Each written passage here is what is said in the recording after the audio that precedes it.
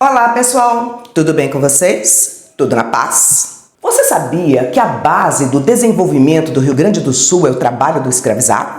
Sabia que o trabalho do negro escravizado gerou uma riqueza que possibilitou inclusive a vinda de imigrantes? Que os quilombos abrigavam também indígenas e homens livres? Você sabia que os quilombolas mantinham relações comerciais amistosas com as fazendas e engenhos das redondezas? Sabia que os negros que lutaram na Revolução Farroupilha foram traídos?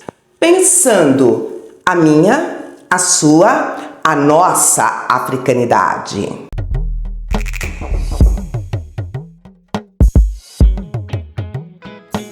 Existe um pensamento no Rio Grande do Sul que diz assim: tudo aqui é melhor. Nossas mulheres são as mais lindas. Os nossos homens, os mais fortes. O chocolate de Gramado é o mais gostoso. Autoestima é bom, mas a gente tem que tomar cuidado quando ela se realiza de forma comparativa. Pessoal, é assim, ó. A região era ocupada pelos indígenas. Aí chegam as missões jesuíticas espanholas. Os bandeirantes expulsam os jesuítas e fica um gado solto em uma terra que era considerada de ninguém. Iniciam as disputas de fronteiras. E aí existe interesse político-militar em ocupar a região. A coroa portuguesa precisava ocupar a terra e para ocupar teria que produzir. Para a ocupação foi chamado o imigrante. Para a produção, o uso da mão de obra do escravizado negro africano. Em 1801, com o Tratado de Badajoz, se delimita a fronteira e o Rio Grande do Sul passa a pertencer à coroa portuguesa. Mas apenas 20 anos depois desse tratado é que a ocupação imigrante começa na região. Mas o que é que eles produziam? Eles produziam charque. E o que é o charque?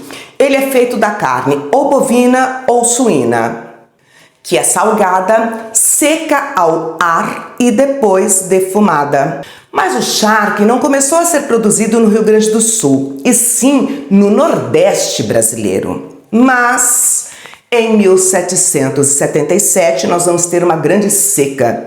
A produção do charque no Nordeste se tornou inviável. E ao mesmo tempo, o Rio Grande do Sul, que tinha muito gado, passou a liderar a produção da carne. E aí, o charque passa a ser produzido em grandes quantidades para abastecer a região mineradora. E ele passa a ser responsável pela consolidação de grandes centros urbanos, e nesses centros urbanos uma elite pecuarista cheia da grana. E com o aumento da produção, nós vamos ter a entrada de um grande número de escravizados, fazendo com que o lucro dessa atividade crescesse de forma exponencial. A partir de 1780, houve a entrada de negros em larga escala no Rio Grande do Sul. Pelotas foi a cidade que mais teve trabalhadores escravizados. E, por consequência, o maior número de negros. Existem registros da entrada desses escravizados, existe censo que comprova esta presença. E quais os símbolos que o território gaúcho tem da presença desse negro? O negro passa quase que invisível ao longo de sua história. E esta sonegação é um ato de racismo. É claro que a gente não está negando a presença e a importância dos imigrantes, mas eles não estavam sós. A partir de 1980 é que se inicia um resgate da história da ida dos negros para o Rio Grande do Sul e de sua importância histórica. Quando iniciou a ocupação do Rio Grande do Sul, os negros começaram a entrar no território juntamente com os portugueses. E os imigrantes também usaram a mão de obra escravizada. A gente tem documentos que mostram que os colonos de São Leopoldo tinham escravizados. O imigrante faz parte desse contexto escravista. E a gente sabe, né, que essa mão de obra escravizada vem de exercer diversas atividades, desde as domésticas, limpar, lavar, passar, cozinhar, pegar água, até as atividades urbanas. Eles trabalharam também nas charqueadas. Ô turma, as charqueadas eram um ambiente muito insalubre.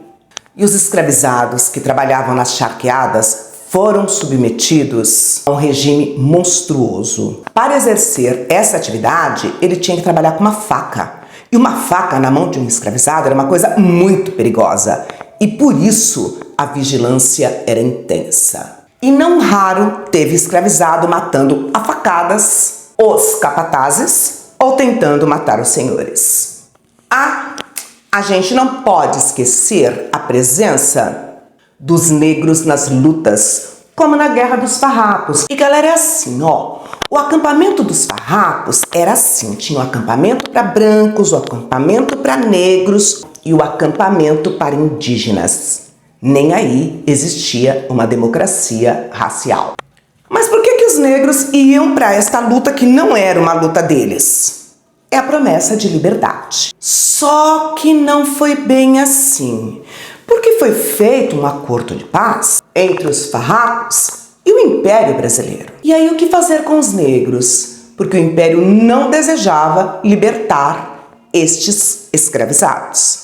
Assim, além do acordo de paz, foi feito um outro acordo meio assim que por debaixo dos panos. O Barão de Caxias e Canabarro tramaram um ataque. Canabarro desarmou os negros e avisou para Caxias. Essa foi a chamada traição dos porongos. Esse é um fato documentado e os documentos mostram que os negros foram assassinados. Após esse episódio foi assinada a paz, mas a escravidão foi mantida no Rio Grande do Sul. Mas vamos mudar de assunto. Vamos falar de Porto Alegre, uma cidade bonita, com comércio forte, uma gente bacana, uma elite cheia da grana. Mas quem pegava no pesado? Quem fazia o trabalho nesta região? Os negros, escravizados ou não, mas eram os negros. Mas assim, ó, diferentes de outras regiões do Brasil, no caso do território gaúcho, eles não precisavam de muita mão de obra. As atividades desenvolvidas normalmente eram realizadas com uma quantidade pequena de mão de obra. Representantes da elite tinham lá 2 ou 3 escravizados que viviam dentro das suas casas, principalmente nos centros urbanos. Mas quase todas as famílias tinham negros escravizados. Outra coisa importante. Alguns livros de história dizem que a abolição da escravidão no território gaúcho aconteceu antes da Lei Áurea, que ela ocorreu em 1884. Ai, gente, sinto, mas de novo não é bem assim. Em 1884 ocorreu uma grande campanha pela abolição, mas os proprietários de terra gaúchos, eles deram um jeitinho. O que eles fizeram? Deram para os seus escravizados uma carta de alforria, mas a carta tinha uma cláusula de prestação de serviço. O escravizado estava livre, porém, primeiro ele teria que cumprir um determinado tempo de trabalho para o seu senhor, que variava ou até a morte desse senhor, ou por 5, 7 anos. Então, é meio que uma liberdade fake, né? A resistência ao trabalho escravizado, ela é tão antiga quanto a escravidão.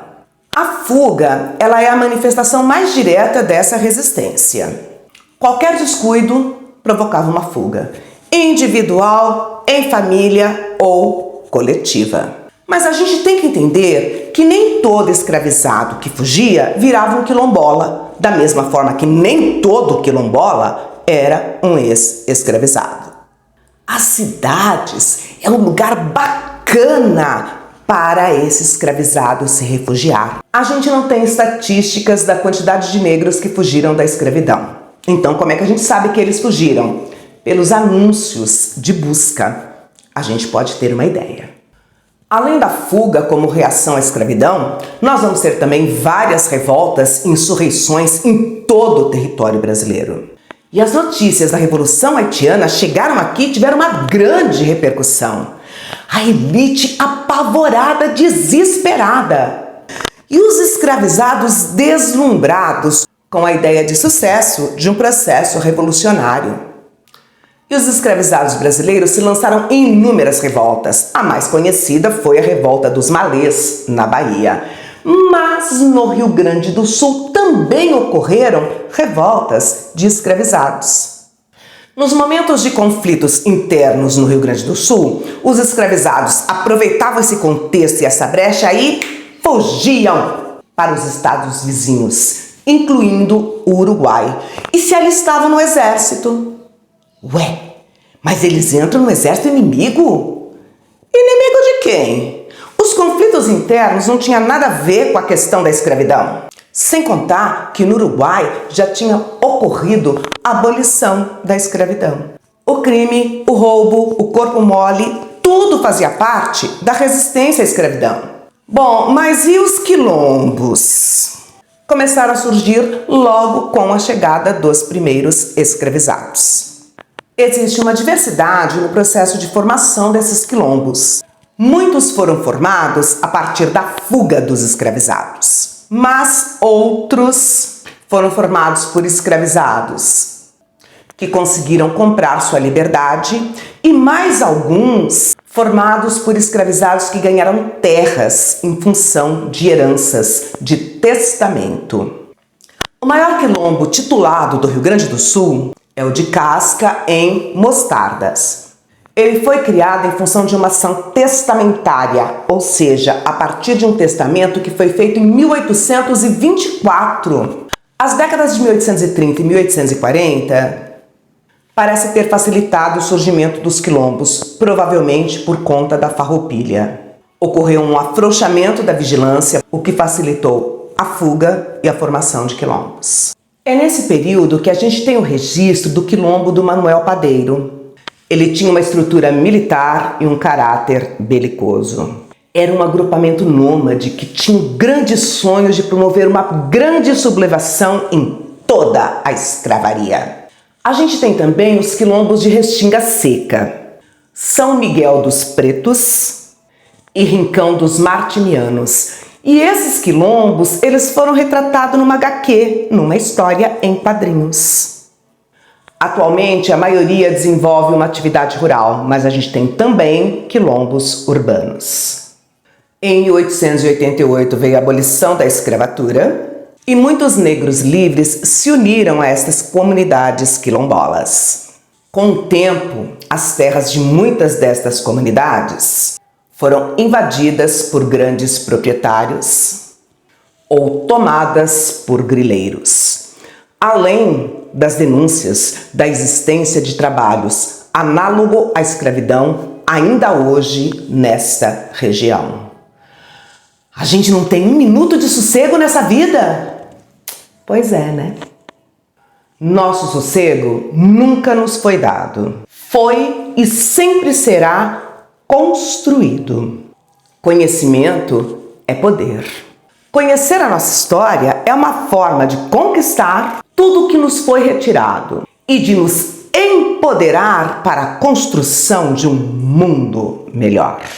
Gratidão por você ter assistido o meu vídeo até este momento.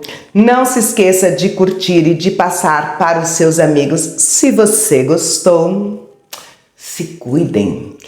Cuidem daqueles que vocês amam. Um grande beijo e até o nosso próximo vídeo. Tchauzinho!